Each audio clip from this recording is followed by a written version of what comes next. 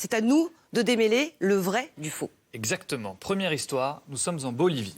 Dans les loges de la première chaîne de télévision du pays, 2 candidats à l'élection présidentielle préparent le grand débat qui les oppose dans quelques minutes.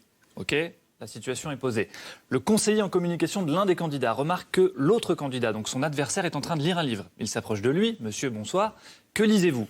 Eh bien, écoutez, je lis Goethe. C'est plein de bon sens. Écoutez d'ailleurs cette phrase sur la démocratie. « Le patron qui écoute le peuple est un patron victorieux. » Le conseiller trouve ça magnifique. Qu'est-ce qu'il fait ? Il va voir son candidat à lui et il lui répète cette phrase à l'oreille. Il lui dit « Tu diras ça tout à l'heure en plateau, tu vas voir, ça va faire sensation. » Le débat commence. Comme prévu, le candidat suit les recommandations de son conseiller et il se lève et il dit « Et comme disait un grand homme, le patron qui écoute le peuple est un patron victorieux. » Tout le monde est admiratif, le débat se termine, chacun rentre chez soi. Le lendemain, dans les journaux, immense polémique. La phrase du soi-disant grand homme était en fait une phrase de Joseph Goebbels, ministre d'Adolf Hitler.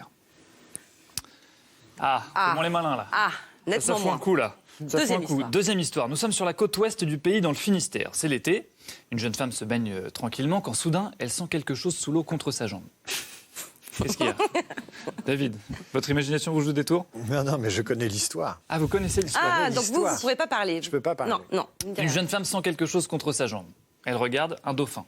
Pas de panique, a priori les dauphins c'est gentil. Sauf que celui-ci est un peu collant, il reste autour d'elle, il la colle de plus en plus, il est presque agressif, il l'empêche même de regagner le bord. Du coup, c'est finalement un bateau de secouristes qui vient récupérer la jeune femme pour la ramener sur le bord. Pendant ce temps-là, David, arrêtez de rire, le dauphin continue à importuner d'autres baigneurs. Et il va même faire quelque chose d'assez étrange, et c'est, je pense, ce qui fait rire David, c'est qu'il va se coller et se frotter frénétiquement au coq des bateaux, le sexe en érection, je ne sais pas comment le dire autrement.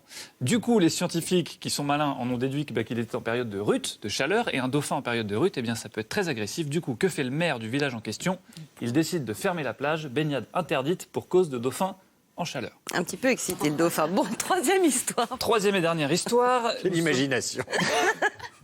Nous sommes en Seine-et-Marne. Il y a quelques jours, c'est la rentrée scolaire, comme partout ailleurs en France d'ailleurs. Donc les élèves arrivent, les profs aussi, ils se rendent en salle des profs pour prendre connaissance de leur planning. Et là, surprise, ils découvrent que pour avoir accès à leur planning, ils vont d'abord devoir venir à bout d'un escape game.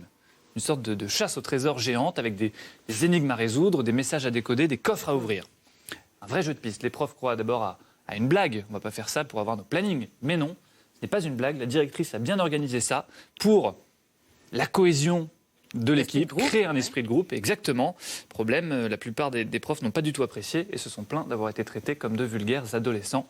Fin de la troisième histoire. Bien, on va essayer de démêler le vrai du faux. Je rappelle, pour ceux qui ont une mémoire comme la mienne, parfois pas toujours fonctionnelle. La première histoire, c'était le débat en Bolivie. La deuxième histoire, le dauphin en rut. Et troisième histoire, c'est escape game pour les profs. David n'a pas le droit de jouer. David n'a pas le droit de jouer. Valérie, selon vous, quelle histoire est fausse ? Quelle histoire est fausse ? Ah, il y en a 2 vraies et une fausse. Exactement. D'accord. Il y a une histoire qui a été inventée. Je pense à la dernière. Les profs. Vous pensez que l'histoire des profs est une histoire inventée par mes soins ? Oui, Paul. Madame ? Également. Également. Tout le monde est d'accord. Vous pensez vraiment que c'est possible, cette histoire de débat en Bolivie où quelqu'un cite une phrase de Goethe en pensant que c'est de Goebbels? On a bien eu pendant l'élection présidentielle Fillon qui citait un discours copié-collé, je crois. C'était Fillon, il me semble. Ouais. Non, moi j'aurais tendance à dire que la dernière est vraie. Je vois bien un proviseur de lycée faire du team building avec un jeu crétin, quoi. Et le dauphin ? Et le dauphin, ça choque personne. Le dauphin... C'est vrai. Moi, j'en ai vu en Bretagne. C'est pas ce que je dis.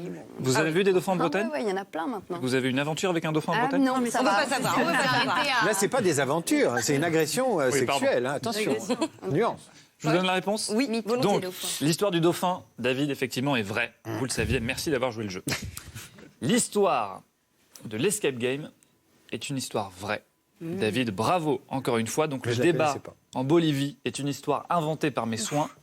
Quelle imagination! Mais je plaide non coupable parce que je me suis inspiré d'un film américain qui s'appelle Que le meilleur gagne, qui est sorti il y a quelques années et qui parle justement d'une élection en Bolivie. Il y a une histoire un petit peu pas similaire, mais voilà, il y a des coups fourrés. Et donc c'était une histoire fausse. Merci beaucoup pour ces histoires que vous nous avez aidé à démêler.